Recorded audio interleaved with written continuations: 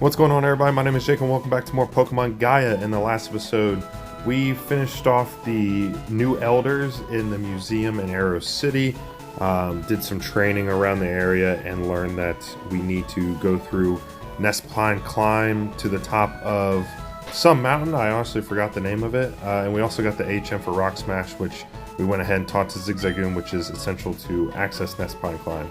So in today's episode, we're going to be going through Nespine Climb and seeing what waits us at the top. So let's go ahead and enter Archon Tunnel and Rock Smash our way towards Nevermind. The rocks are still gone, and we can just enter.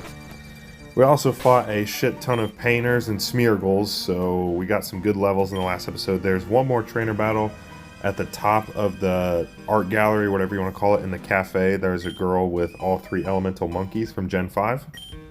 Each of them level 12, so I went ahead and did that, and I didn't get any levels from it, but just wanted to let you know that that was there, in case you're playing along and want to get the extra training. Anyway, starting off with a hiker here, I went and switched Turtwig to the front because I anticipate now they'll actually have, their typical types that they usually use, like rock, ground, maybe some fighting. And Shieldon is what? Rock, steel, so yeah. We don't have anything. Fortunately, I don't have a fighting type move other than Rock Smash on Zigzagoon, so I don't have anything to do super effective damage on this thing. And as you can see, it has really good defense, so this might be a pain to take out. Okay, Razor Leaf able to do a little bit more, so we'll just keep on it with this. So yeah, pretty much this part of the game is all new to me. Again, it's been years since I played like the very first portion of the game. I don't really remember why I stopped, because I do remember enjoying it, but who knows, that was a long time ago. So I'm excited to see what awaits us, what Pokemon we can have access to at certain points in the game. I'm pretty much set on the three that we have now, and like I said, I kind of propose an idea that maybe, since it seems like there's Pokemon from Gens 1 through 6, we could maybe try to get one Pokemon from each respective generation. Right now we have 4, 5, and 6 covered. But if I find a Pokemon that I like, as Turtwig grows to level 18, so we're getting our first evolution of the LP. So I'll kind of pause on what I was talking about and let this play out. Our starter being our first evolution. And Turtwig has evolved into Grottle.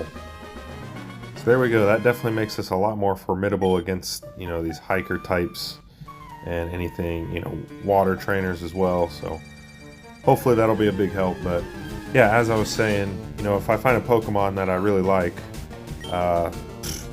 this is kind of an example of that. I do like Aaron.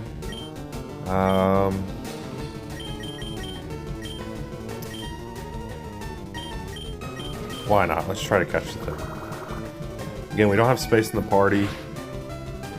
That was a critical. Okay, so we're pretty safe from taking this thing out, it seems like. Don't have any space in the party, so I'll have to go to the PC, but I caught an Aaron in my Emerald playthrough and decided not to use it, so I'd like to put it on the team just in case, we decide to go that route here. But again, I don't like having my team too filled too early, just because, really, back-to-back criticals on absorbs. That poor thing. Oh, and that egg is hatching already. Holy crap. We got this from Master Vincent at the art gallery. And it is not a Smeargle, it is an Eevee. That is a much better gift. Thank you for that. Eevee level 1. And it's... Boy, if I wanted to use like Espeon or Umbreon, man, that's really not a good ability for any of the evolutions, honestly. Yeah, we're not really having much luck on the, not ability, natures. But again, I'm not like I don't really care too much about that. You walked into my line of sight, now we must spar. Yes, that is the flawless NPC logic here in Pokemon. Mienfoo is a Pokemon that I like. It's just the fact it doesn't evolve until level 50. That's always kind of turned me off of it. That's just... To not have a middle stage evolution in between that, like you... Oh yeah, fighting resist bug, duh. But yeah, to not have a middle stage evolution between, you know, your first stage and your final that evolves at level 50 is just kind of criminal. I know there's like a couple Gen 5 Pokemon that are like that. Like Mienfoo's one, and then what's Bisharp's first stage evolution? I can't remember its name. But Bisharp's another Pokemon that's good and that looks cool, but it evolves super late and it doesn't have a second stage evolution. So it just makes it kind of hard to use for that long, like when you don't have an evolution. And I'm sure there's others that I can think of that just aren't on the top of my head right now. But when I was playing Pokemon X, I caught a Mienfoo, and I ultimately just decided not to use it because I was like, this is just way too long to wait for the thing to evolve. And I know like it's different in Gen 6 because you have the experience share that gives experience to everyone in the party, so it makes it a lot easier to train up Pokemon without actually using them. But still, it's just such a long time to battle around with a base stage evolution, and eventually your stats, you know, are just going to be outclassed, and it's going to be so hard to use the thing. Then when it does become usable, it's like, you know, at level 50, you're really late in the game. It's like, how long do you actually have to use it in battle effectively? I do not have a ton of items, but I think we can make do for now. I thought I had a super potion. I guess not. Okay. Switch Grotto back to the front. Let's go ahead and break this rock so we can get access to this TM. We get TM for frustration. That makes it that Pokemon that the less they like you, the more damage it does. So if you have a Pokemon that you continuously make faint, then that move would do a lot of damage. Okay. Let's not get a critical hit that knocks it out in one shot this time. Okay, perfect. Now let's try to catch this thing. Again, this is just like a prospective team member. Not anything decided yet, but, you know, I want to catch these Pokemon just in case down the line it makes sense for the team. Oh, you little bastard. If it makes sense for the team, if it fits well, you know, we'll throw it in there. But first things first, we gotta catch it. If I'd have known it would bust out of a Pokeball before even shaking, I would have led with Joltik and got down a T-Wave. But second time's a charm, so not even needing to worry about that. There we go. And we get some experience for catching it. And speaking of late stage evolutions, like I know, you know, Aron at least has a mid-stage evolution with Lairon, and then to evolve into Aggron, I think it's a pretty late level, but again, just prospective team member wanted to catch it, and, you know, we'll decide that down the line.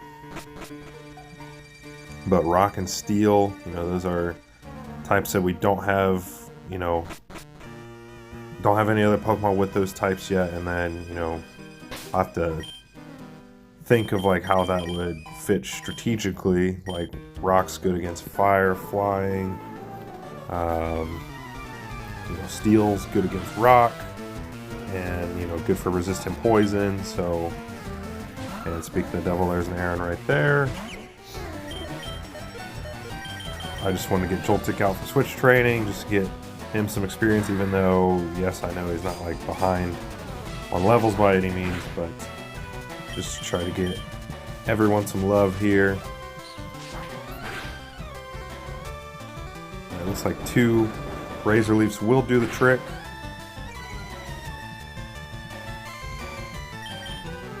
And with the Rock Tomb slowing us down, we unfortunately are now slower than an Aron. It is unfortunate with how slow Grotto is, but, you know, thankfully it's got decent bulk and HP to stand up to some stuff.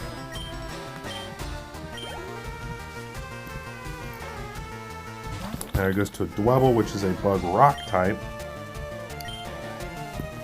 So unfortunately, I don't... Does bug resist grass? I know it does super effective damage, but I don't know if it resists this. This might do neutral.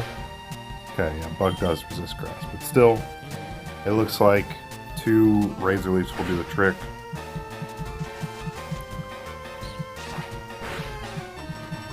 And if I'm able to, I'm going to try to avoid trainers now since we don't have heals.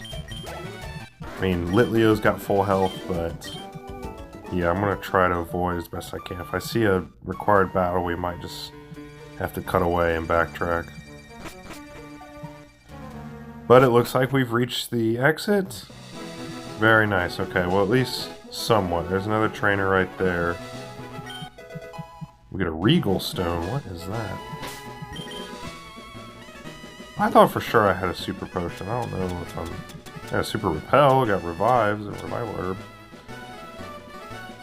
Makes certain species of Pokemon revolt. Okay, I'll have to look that up. Because I do not know off the top of my head. Okay, Salanto Path. Yeah, I might just need to backtrack and grab some heal items. Because it looks like whatever route we go, there's going to be trainers. Alright, so... I'm going to cut away and I'll be back in a second when I've got some heals. Alright, I'm back with some heals, and while I was, backtracking off camera, I went ahead and looked up the Regal Stone, and I found actually a whole PDF that had Pokemon Gaia evolution methods. And so the Regal Stone, just for what we picked up, can evolve Clamperl into Gorbis, Seadra into Kingdra, which is the one that really interests me, Poliwhirl into Politoed, Slowpoke into Slowking, Scyther into Scizor, Phoebos into Milotic. So some really good evolutions there, but the one that sticks out to me is Seadra into Kingdra. I mean, so I don't know where we could get Horsey in this game, probably by fishing, but that's really interesting to me. And then there were some other evolutions that, I kind of mentioned in Pokemon Glazed how, I have a Gengar, and that's because there's an item in that game called the Trade Stone that allows you to evolve Pokemon that would otherwise be a trade evolution. On this, Kadabra, for example, this is what it says on this PDF, and this is as of version 3.0. I have version 3.2, so I'm just going to assume that the evolution methods are still the same. Kadabra evolves into Alakazam just straight up at level 40, no item or anything needed. Machoke into Machamp at level 42. Graveler into Golem at 36. Haunter into Gengar level 40. Onix into Steelix at level 40. Boldore into Gigalith at level 42. So, we've seen a couple Roggenrolas around as I used another another bug type move on a fighting type, and I don't know why my brain keeps lapsing to do that. Clamperl into Huntail at level 38. And then Sneasel into Weavile at level 35. Gligar into Gliscor at level 36. So there's a bunch of different evolutions here. And also on here it says Joltik. It would normally be into Galvantula level 36, but on here it says level 28. So we might be able to get access to Galvantula a lot earlier than what I was originally anticipating. Because I know someone in the comments had asked me, when Joltik was supposed to evolve. And on Bulbapedia, in the regular games, it evolves at level 36. But yeah, this thing has a whole bunch of different PDFs and stuff.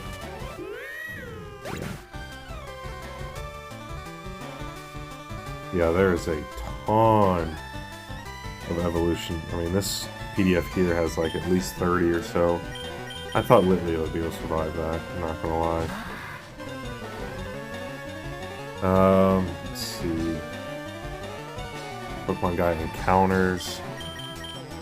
PDF for that as well. If it lets me click on it, it's 13 pages long, jeez.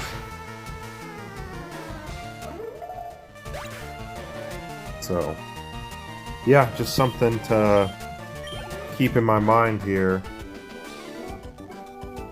And it's nice that they have these full PDFs made out for, you know, a ROM hack like this. Alright, looks like there's just a bunch of trainers.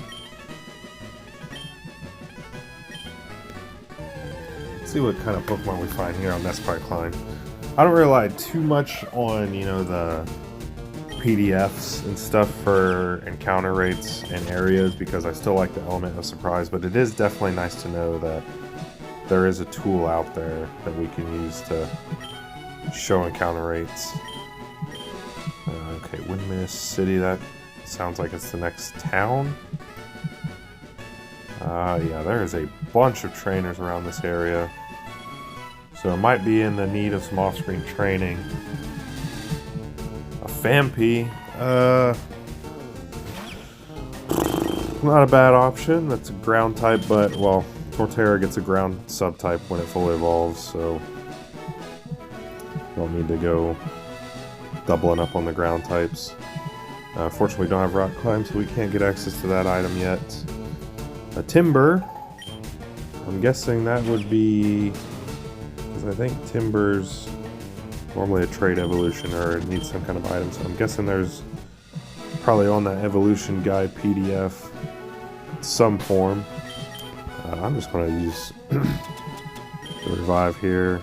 I'm not really sweating too much about having to use it. But let's go ahead and get Lily out front here against the bug catcher and get her some experience. So yeah, I mean, if you're playing along, all I did was search up Pokemon Gaia Regal Stone, and there was a Reddit subpage that was dedicated to just the Regal Stone, but then I found this PDF on scribd.com, SCRIBD.com, and it has, you know, all these different PDFs and guides for the game. So, very, very helpful indeed. And again, I'll mostly just use it just to find, you know, encounter rates or anything, or evolutionary methods. But it's nice to know that there's ways to evolve Pokemon that, you know, would otherwise require trade or, you know, special mechanic evolutions. Obviously, those can't really be accessed, like you can't trade from a ROM hack, so, you know, there's always workarounds. But having a whole PDF that shows you exactly how certain Pokemon evolve, that is very, very nice. Anyway.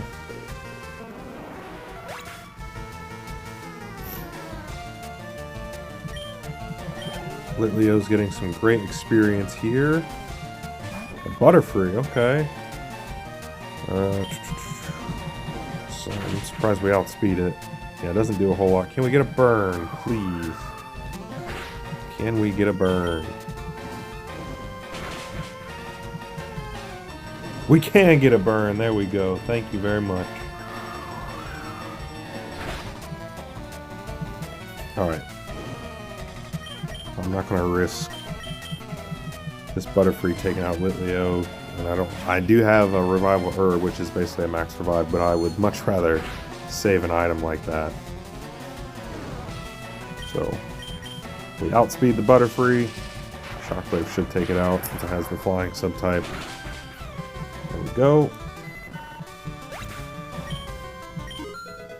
And Litleo's up to level 18, and I imagine Joltik will level up as well. There we go.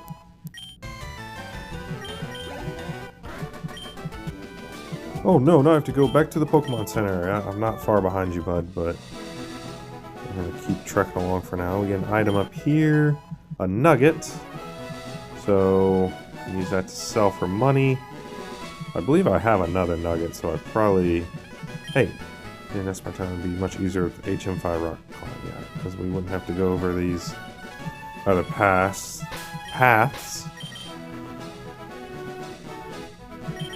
Yeah, I do have multiple nuggets, so I should have sold it in the Pokemon Mart, but I was not thinking about that. So I guess for the rest of this episode, we'll try to avoid any optional trainer battles and only do the required ones on our way to the next town, and then once we get there, we'll end it off. Apologize if you can tell my voice, but I'm a little sick right now. Just I've not been sleeping super well the last couple days, so I'm a little bit groggy, but, you know, we're thugging it out.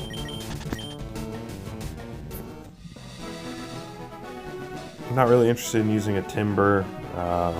Honestly, the fighting type I prefer would be a Machop, especially hello young traveler. I'm the Cliffside Shaman. You can best me in Pokemon deal. Okay, so we get a Pokemon Center. So yeah, let's go ahead and fight the Shaman here. But yeah, as far as a fighting type, I would much rather prefer an Absol. Wow.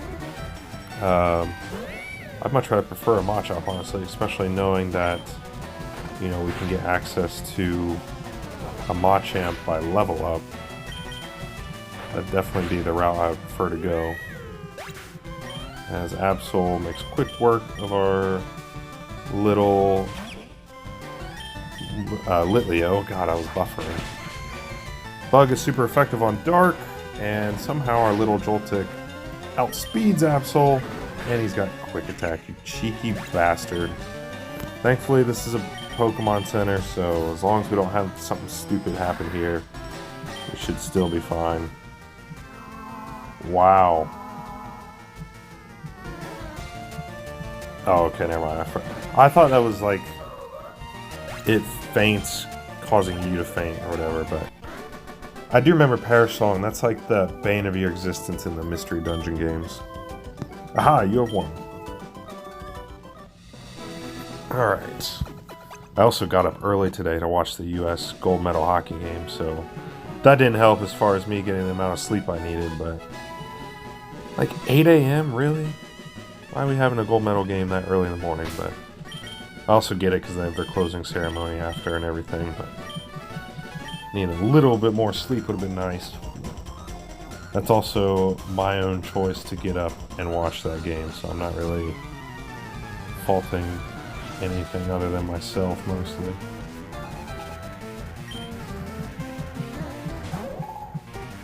Alright, we get another fighter guy here.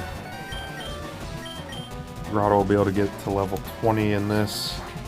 And then hopefully we're close to the top. Get to a good stopping point here. Making some good progress, getting through Nest Pine Climb. Use his Rock Throw. That did next to nothing. Hey, Grotto's able to outspeed something, so that's a victory.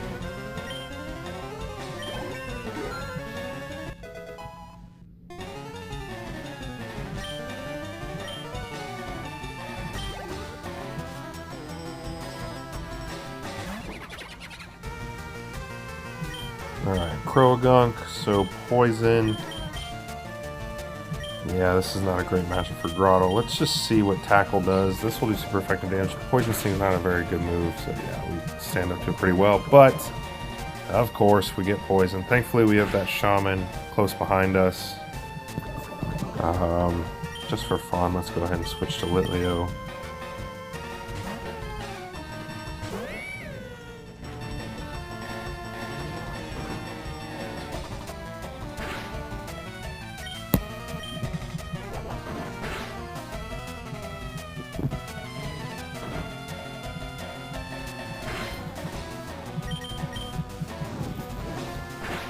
And there we go.